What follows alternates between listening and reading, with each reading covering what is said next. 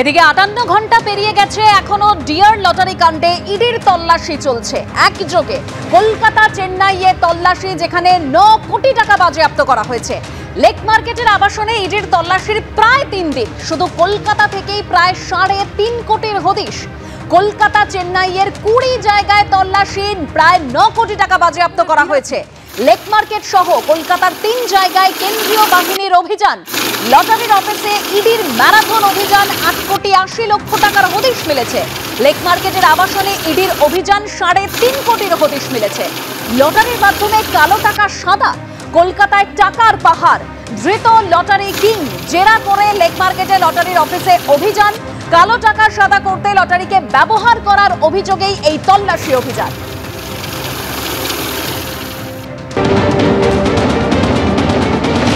এই যে লটারি কোম্পানির মালিক যিনি, মার্টিন লটারি যাকে বলা হয় আর কি, সেই ব্যক্তি গোটা ভারতবর্ষের অন্যান্য লটারিগুলোকে গিলে খেয়েছে এবং তার মনোপলি বা একাধিপত্য চলে।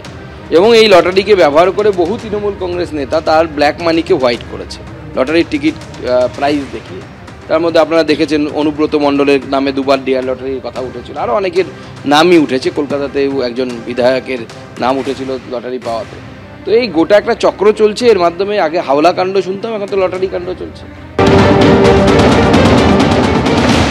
আমি শুধু বিস্মিত।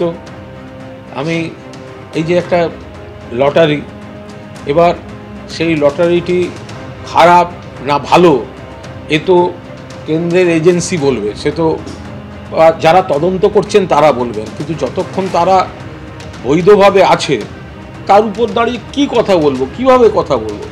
লটারিটা কারা কন্ট্রোল করে?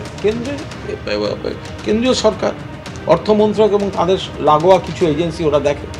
তো যতক্ষণ না তাকে নিষিদ্ধ করছে বা সে খারাপ বলছে, তাহলে তো তাকে থামানোর দায়িত্বটা কেন্দ্রীয় সরকারের কনসার্নড মিনিস্ট্রি বা কনসার্নড এজেন্সিগুলোর।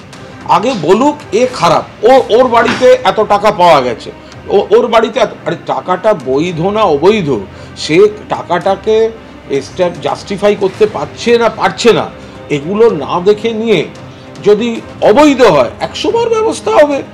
তৃণমূল কংগ্রেসের ইলেকট্রাল বন্ড যদি এই কোম্পানি কিনে থাকে এবং বিজেপিরও যদি কিনে থাকে, যে কেউ ইলেকট্রাল বন্ড কিনতে পারে, আপনিও কিনতে পারেন, আমিও কিনতে পারি, উনিও কিনতে পারেন।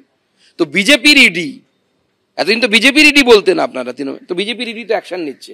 তৃণমূল কংগ্রেসের পুলিশ বা কেউ কেন এতদিন অ্যাকশন নেয়নি কোনো? তৃণমূল কংগ্রেস তো পাড়ায় পাড়ায় মোড়ে মোড়ে এই লটারিকে উল্টো ব্যবস্থা করে দিয়েছে। তো বিজেপির ইলেকট্রাল বন্ড কিনেও দেশের ক্ষতি করলে বিজেপি তাকে ছাড়বে না, কারণ বিজেপি সেই নীতিতে বিশ্বাস করে, কান্ট্রি ফার্স্ট, পার্টি সেকেন্ড।